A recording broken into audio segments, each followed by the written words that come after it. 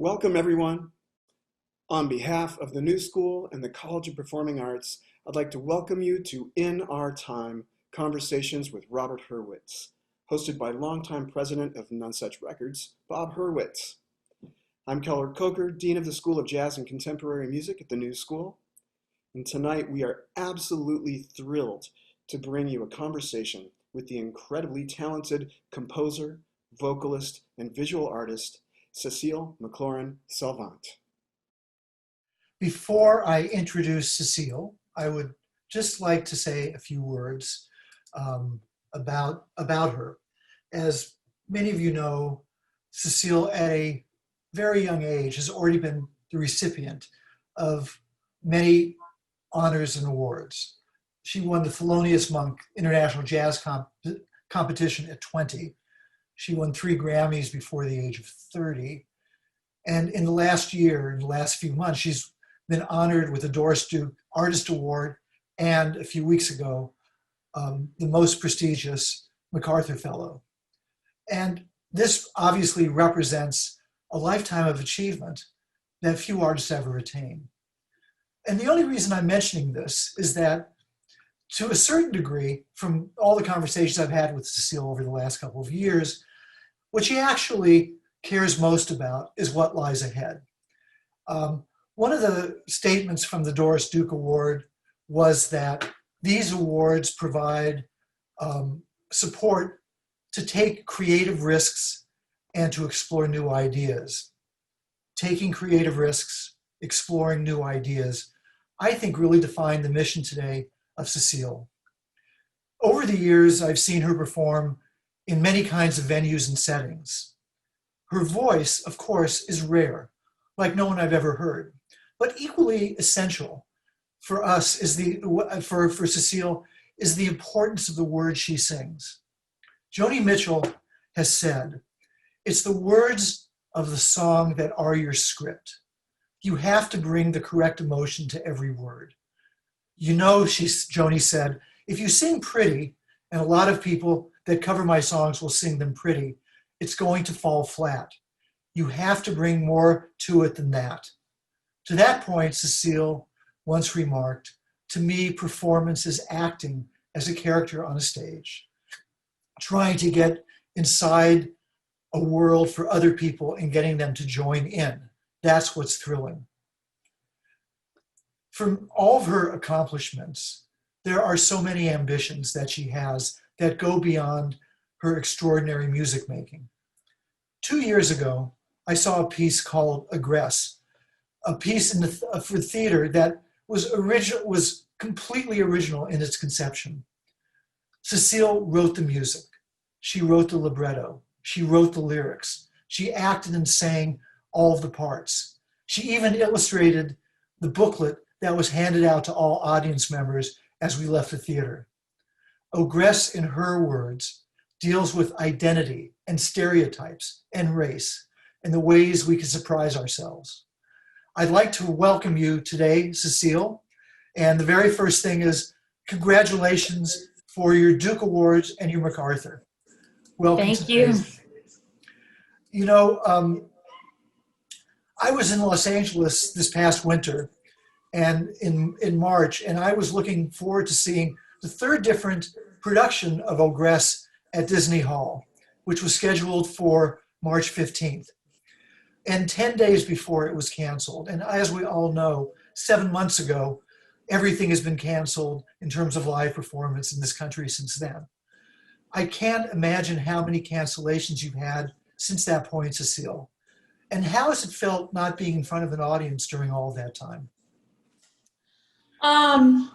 It now feels normal. Right. I almost wonder now how awkward it will be returning, because now I've almost settled into the idea of me not being a performer and just this is my life now. Right. So it actually, looking back on it, seems absurd how often I was on stage performing for people, how people would come to see our show, and how many places we went. I mean, it seems completely insane. That's what seems insane to me. Right.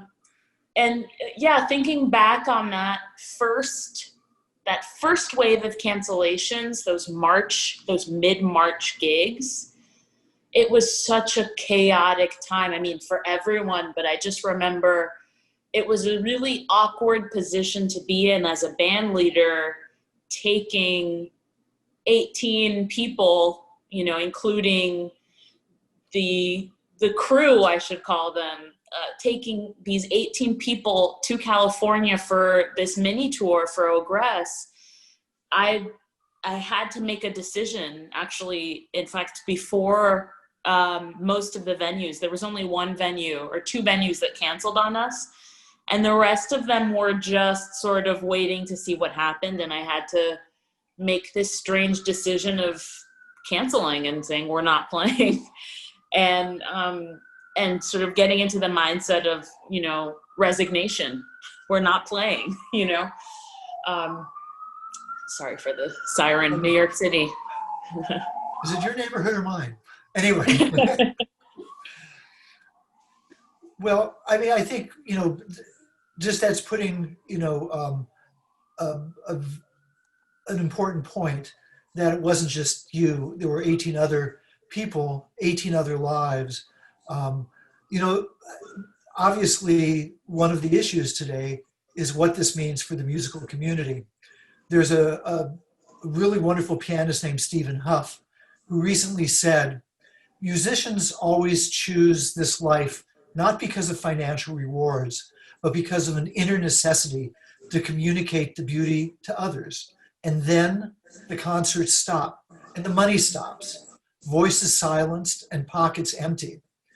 And last week I was talking to Josh Redman, and he talked about just what this pandemic has meant for jazz instrumentalists, for whose life is about, obviously, part of it's about practice, but part of it is about getting on a bandstand and playing with other people.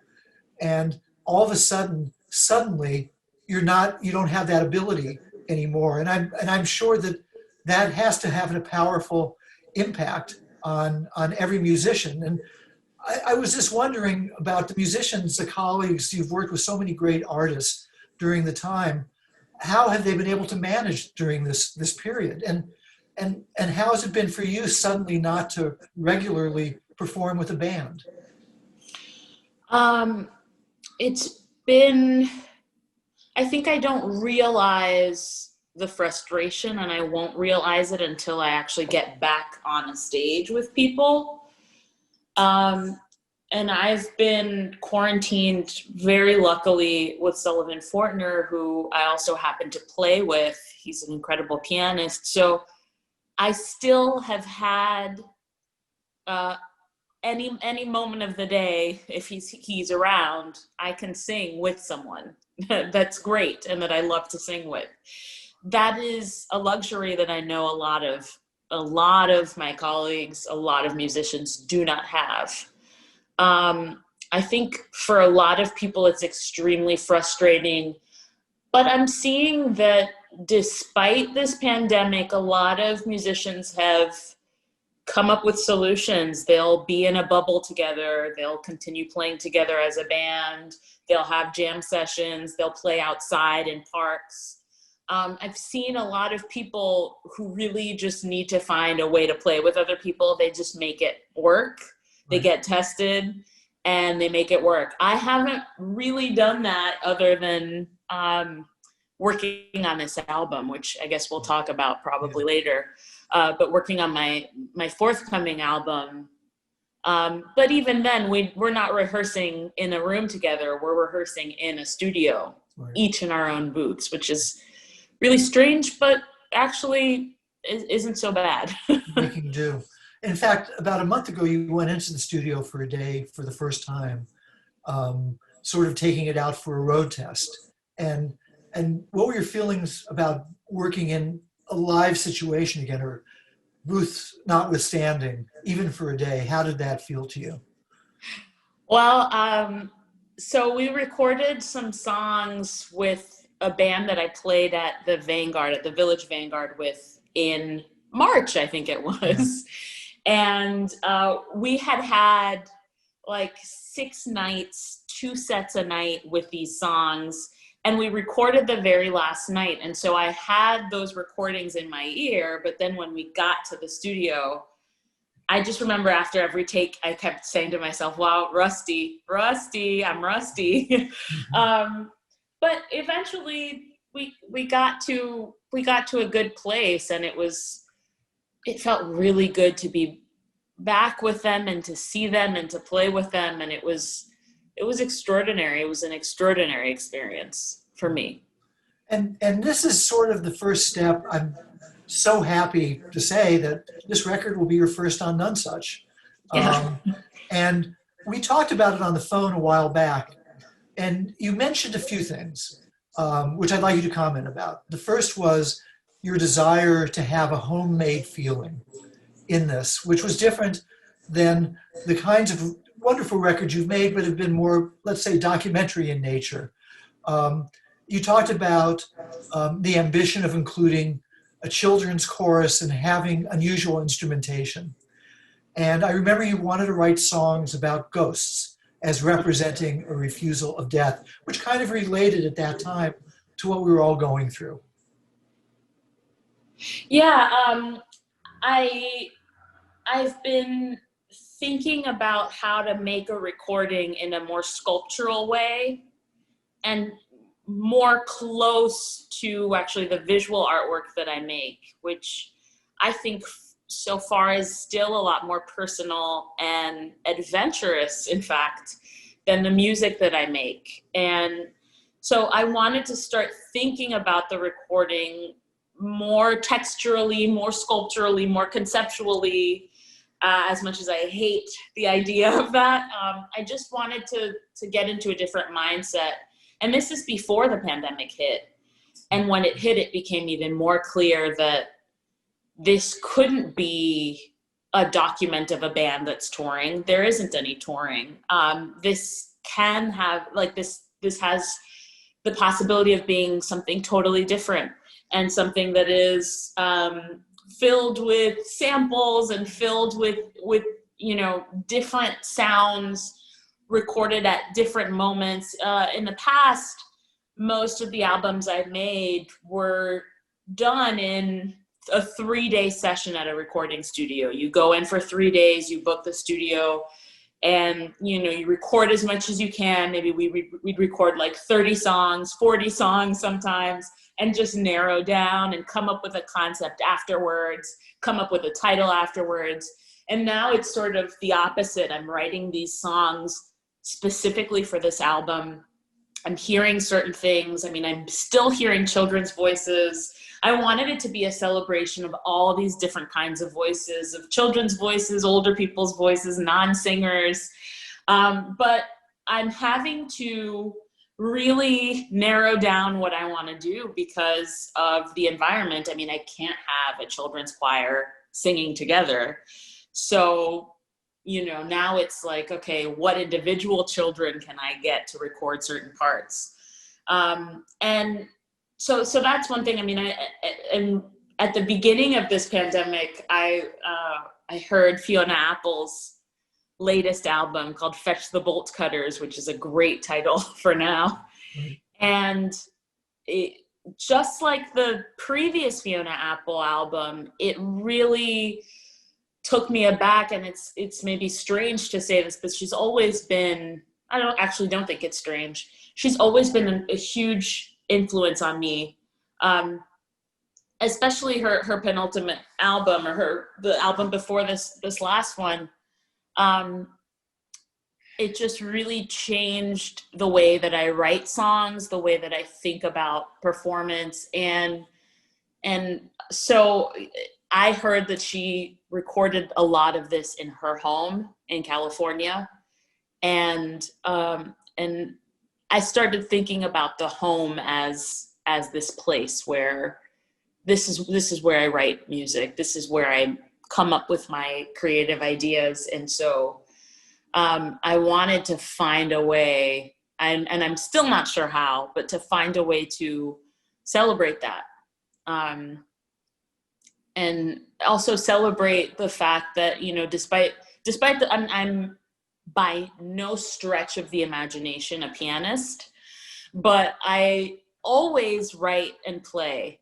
I always write the songs that I sing at the piano, and I'm playing them, and I wanted to celebrate that too, and find a way to highlight that. So it's still all in process. I'm still working ideas out, but I'm actually excited about these new limitations are actually forcing me to think about things in a different way, and the different instruments I want to play with, and all of that. And I just wanted to mention one other thing about the song is about ghosts, which seems to me an extension of Ogress in a way, of supernatural, wild imagination, ideas that are beyond what I would have expected in the beginning. And there obviously must be some relationship between these things, and I'd like you to talk a little bit about that if you would. Sure. I actually wrote a song last year called Ghost Song about someone dancing with the ghost of a long lost love. Like, that's the idea. And I just kept thinking, what would it look like if you're dancing with a ghost of a love? And I started really thinking about this idea of ghosts, and it really stuck with me. I think also in part because I believe songs are ghosts, and I believe ghosts are actually our ideas, and ghosts are our stories and our memories sort of lurking in the corner somewhere. And there's something frightening about ghosts, but also alluring. And so I started really thinking about that. I also had to, before this pandemic, had to deal with a really sort of traumatic death of a close friend and band member. And I was actually talking to a friend of mine, a musician who had lost a parent, and we both had this weird experience with an insect where I saw a fly. I think he might have seen a fly too. And we both imagined that this insect was the spirit of this person. And we're both, you know, we don't believe in ghosts or reincarnation or anything like that. But I remember the summer that I lost my friend, seeing this fly buzz around in my apartment and thinking that was somehow him, and talking to the fly. And, you know, I only believe in ghosts socially. It's like a social, social belief, or belief when provoked. But I started thinking about that. I started thinking about how do we mourn, and how do we refuse death? And also, how do we tell stories? Because to me, ghosts are stories, and they're stories that are passed down, and they're remnants of the past, and they're a portal, and they're mysterious. And so it's stuck with me ever since. And I've been writing this long-winded essay, I suppose, about the whole idea of ghosts as songs. You know, a friend of mine once said about the close people in our lives who've died, he said, you should try to remember to repeat their name every day. Because If you repeat their name, as long as you repeat their name, or someone that they're still alive in a certain respect. But this, as you've described this new recording, Cecile, I just can't wait to see it come to life. One of the things that we've had a few conversations in the last few weeks, and one of the things you talked about is regarding your artwork. And you one of the things you said, which was really interesting, and actually I want to go back just a second to mention something else. I'm sorry. which was the conversation that you had a couple of weeks ago with the curator from the Museum of Modern Art about your artwork. And, the first visual pieces I saw of yours were connected to Ogress and the artwork you created for your album, The Window. And they were both real revelations. I had no idea about that. And when I saw this MoMA webinar, I realized how important artwork, visual artwork, was to your life. And when we spoke the other day, you talked about how your visual practice was impacted by travel. And I suppose in the last 7 months by the lack of travel. And would you talk about that a little bit, this idea of how travel has kind of brought ideas to the forefront and allowed you to proceed in a way that you might not have thought of before? Sure. The visual art practice started with travel. It started probably long before that. I used to doodle in class all the time. But I distinctly remember being on tour. I think I was in Japan, which was so exciting. I wish I could go back. But anyhow, I love stationery. I love pens. I've always loved stationery and pens. And I remember going to this great Japanese stationery store and getting these beautiful pens and just being on a train and doodling. And the doodling sort of was a revelation. I thought, oh, wow, I can listen to music, listen to a podcast while I'm on these trains and do something that I love doing. And it started taking over. I started doodling more. Then I started traveling with a small watercolor set and doing that on planes, and just any way to draw and come up with different ideas and try to come up with a sort of visual vocabulary, and also just figure out how it worked, right? And so it really came from travel. And eventually I realized I wanted to make bigger drawings. I was really getting more and more into it, and I can feel, and even up until now, I can feel the transformation from being a hobby to it being this central part of my life. I mean, one of the most important parts of my life, and one of the most important parts of my expression. And this is through the years. This is through the last 10 years. But I remember thinking, I want to make a big drawing. And also, I remember looking into my mother's visual art practice, my grandmother's visual art practice, my sister's visual art practice. They're all very much in textiles. My mother was a fashion designer. My sister, I can't even begin. She makes textile sculptures. She makes all kinds of stuff. And my grandmother always embroidered. She'd do applique. She would do quilts. And I remember asking my mom to quickly show me how to embroider, and she did that, and I started to do it a little bit, and I realized that embroidery was the perfect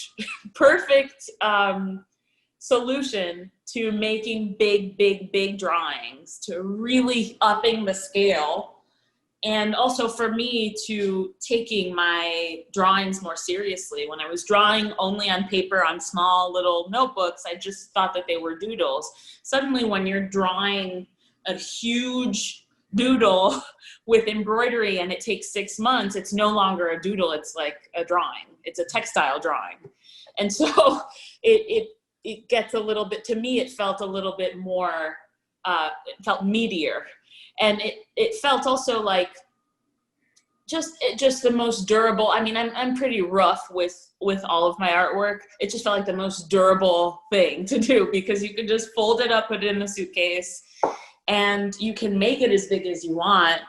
And so I really, over the last few years, I started really diving into embroidered drawings. I also love the fact that embroidery is typically considered a decorative art. It's typically considered something that, you know, a woman does at home. And it's not, you usually, if you see a big embroidered piece, you don't call it a drawing, you call it, you know, a tablecloth or something. And I really was attracted to that. I think I'm attracted to these sort of disdained forms by the general public. And actually, I came to realize as I was getting more and more into it that there is this booming textile art world, and that textile is actually no longer at all considered a decorative art. It's up front and center. So that's sort of been my my experience. And now with no traveling, I'm now realizing, oh well, I could just do a huge drawing on paper if I wanted to, but for that I would need a studio. In each of the 4 conversations over the last month, the one question I've asked everybody has been about living through this moment. And when I say this moment, I don't just mean the pandemic moment, but it's also a moment of economic challenge for tens of millions of Americans. And the George Floyd, Black Lives Matter, racial injustice moment, and the fires and floods and hurricanes, and the fear of what will happen to our planet moment, and the Ruth Bader Ginsburg and Supreme Court and election and the challenges of democracy moment. And all these moments cumulatively have had a big impact on everybody's lives. And none of these moments seem to be going away. And I was wondering, how has living through these last 7 months impacted you as an artist? Have your ideas changed because all that's gone on? And how do you see yourself when we get through this time, which we all hope and pray that we will, sooner than later? It's been, for me, a great moment of reckoning. I think that I've always been interested in folding in certain questions, certain identity questions, political questions, questions about race in my material and my music. Now it seemed, with everything that went on over this year and is still going on, I became more and more aware how much I wanted to create an opportunity for me to play in schools, in public schools. I haven't done much of that. I haven't done much outreach with children, with schools. And so I've started to have those conversations. I mean, obviously we don't know when, but I've started to have the conversations of what would it look like in a tour if we did maybe half the shows and stayed in cities longer and spent time with kids, and specifically with Black kids in public schools. What would it look like if we did a short performance in a public school during the day before a gig or the day after a gig, for free, obviously. So I'm starting to try and I know it'll kick my butt because I know kids nobody wants to hear us, you know, I believe that's true. But it'll be a great experience, a humbling experience. And I just remember, it just started to dawn on me, like those performances when I was in middle school, where somebody would come and play in the auditorium and they would gather us around and we'd go and hear a performance or see somebody speak. It was so important to my development. I got to see people that inspired me and that resembled me, and I felt less alone. And I feel like I want to start looking at ways of doing that myself. So that's one thing. And I do think that it's the pandemic that caused me to think this way, or not the pandemic, the year. because it goes way beyond the pandemic. I have gone, I've been really worried. I'm still really worried about, I think when Donald Trump was elected, I shut off the news. I just felt like there's nothing here for me. I don't need to know what's happening. If it's bad, someone will tell me. And I really sort of blocked everything off. Just completely disillusioned, I don't know. And this was a while ago, right? This is what, 3 years ago now? Soon 4. So now with this pandemic, it's like you can't really block off the news. You've got to get back into it. And so I've been trying to find a good balance where I'm not completely and utterly depressed by and panicked and anxious by everything that I'm hearing. And it's a work in progress for sure. One of the things you just mentioned, which I just want to continue asking you about, which was that very first idea about, instead of doing, 3 days in Chicago and then 2 days in St. Paul or Minneapolis and then fly out to Seattle and then start another gig there and then go down to San Francisco, the idea of almost a railroad, the way railroads, musicians used to, because they traveled by train, they take more time and they would probably spend more time in places. And I'm just, because I've heard this from other musicians, that everybody's lives have been so compressed in this age that we live in, that people haven't taken the time. They're just touring and touring, or writing and writing, or recording and recording. And it's like this period has allowed people to take a deep breath, to think about there's going to be a day in the future where I have the opportunity to reboot and find a new way to proceed with my life and my career, probably in that order. And I guess the optimist in me hopes that this is going to be a little bit more widespread, that we're going to not be inundated all the time with things that we have to do, but that we can actually, we've had this strange gift of time, if we've been lucky enough to enjoy it and be able to have that in our lives, where we can actually think about where it's going to go when we get to the end of this story. Yes. Start a new one. Absolutely. I mean, I've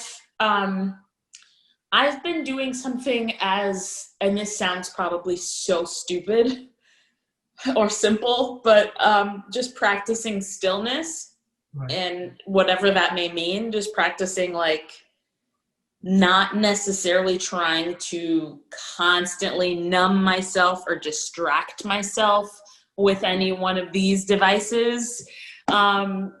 Going for a walk with nothing playing in my headphones and just, like, actually being in the present moment. I mean,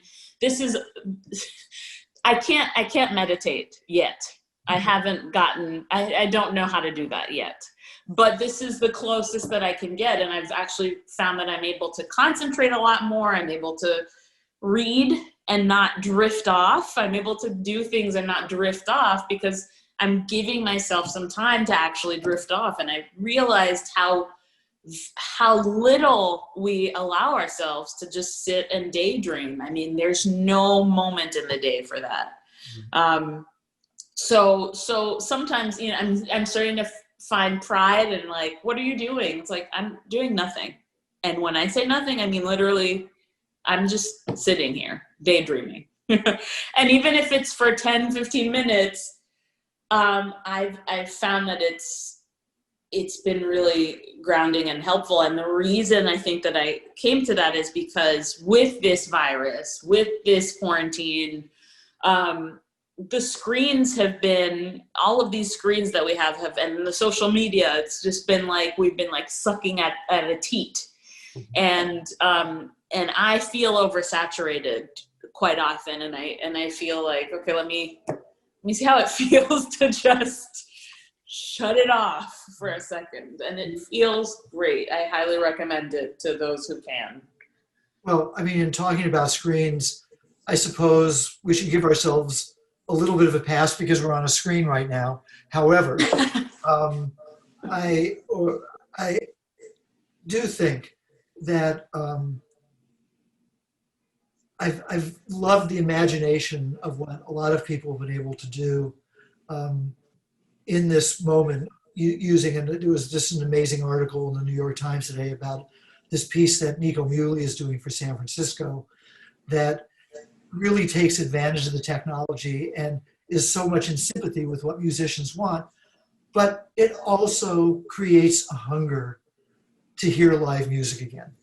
It really creates a hunger to hear the sound, to be in the village vanguard, to hear a great orchestra, to hear singers in the same room as I am, to be able to watch ballet dancers, to be able to do those things. And I wonder to a degree if it's going to perhaps add an appreciation for people who might have taken for granted those things that we love so much, that draw us to places like cities where we can actually see things right in front of us, and how much those live experiences have changed all of our lives. I totally agree. I mean, I was having a conversation with a friend about this the other day. I was telling him, I mean, why do I live in New York? Why are we in New York? What are we doing here? There's nothing for us here. And he reminded me so aptly that we're in New York for all of the things that are shut down during this pandemic. So that's why you're not seeing it.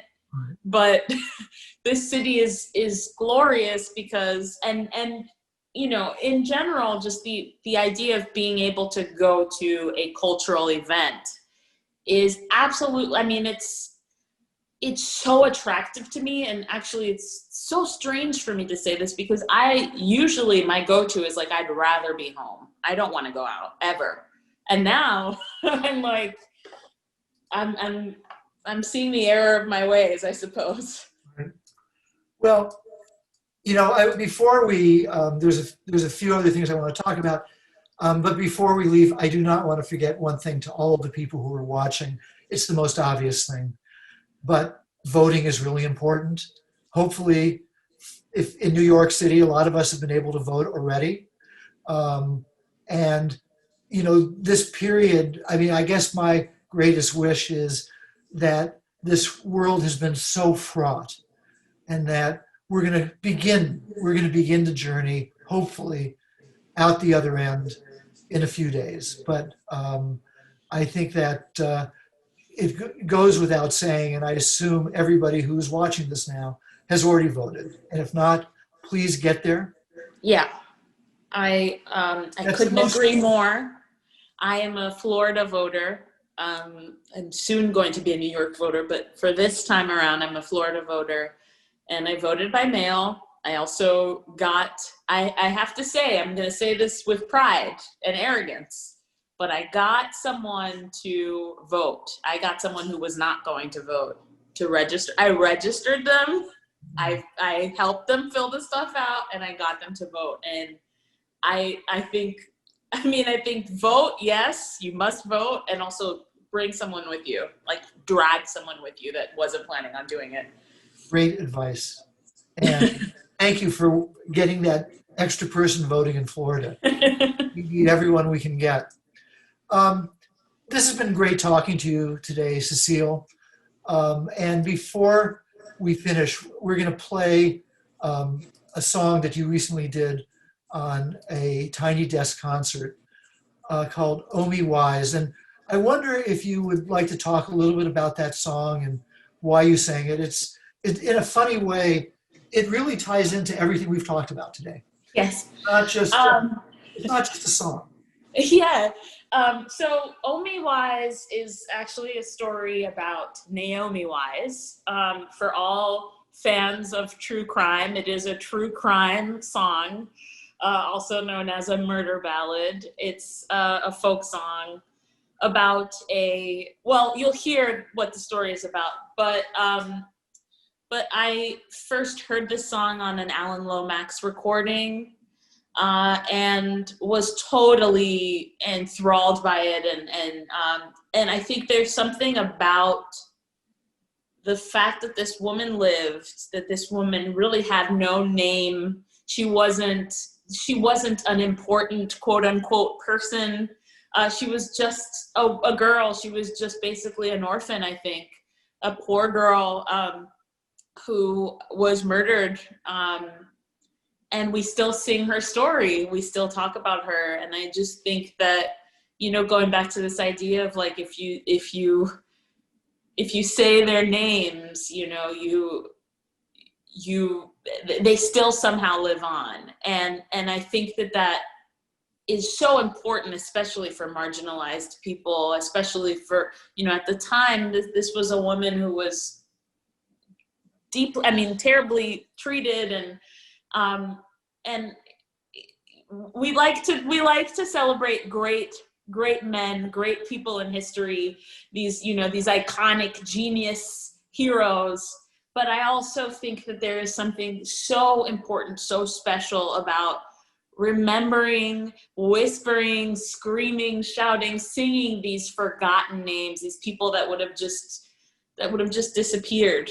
And Omi Wise is very much about that. It's also for me this sort of fascination with a narrative, with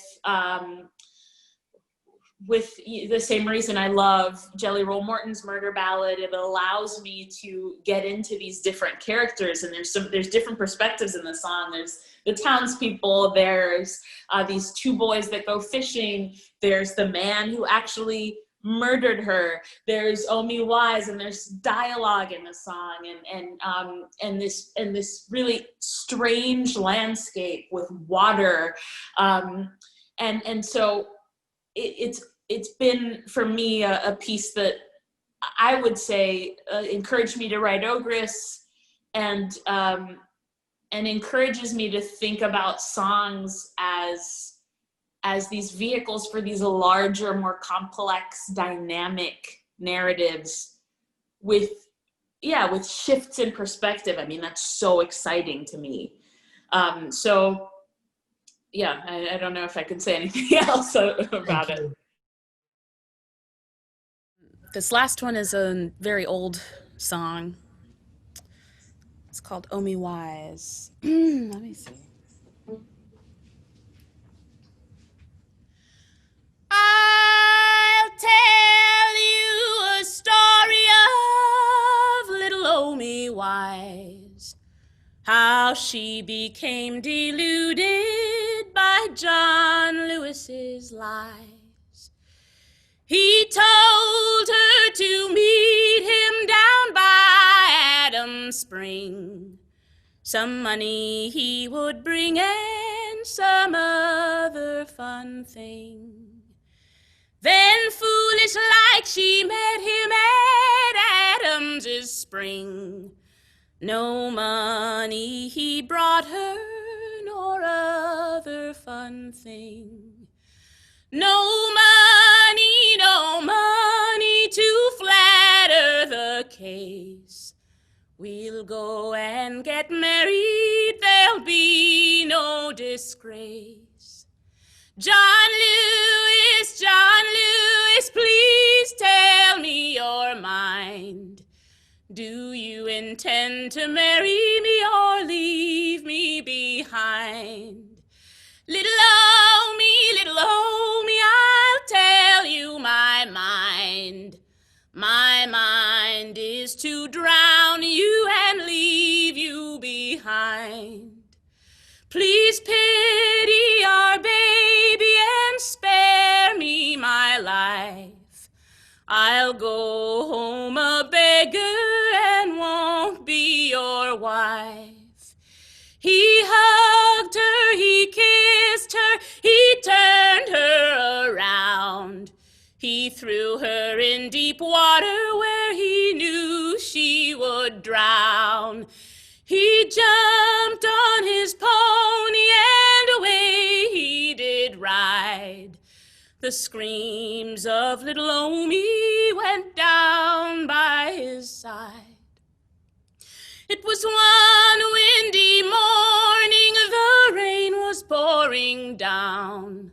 The people searched for Omi, but she could not be found. Two boys went a-fishing one fine summer day. They saw little Omi go floating away. They threw their net around her and pulled her to the shore.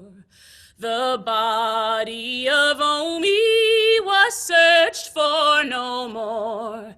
They sent for John Lewis. John Lewis came by.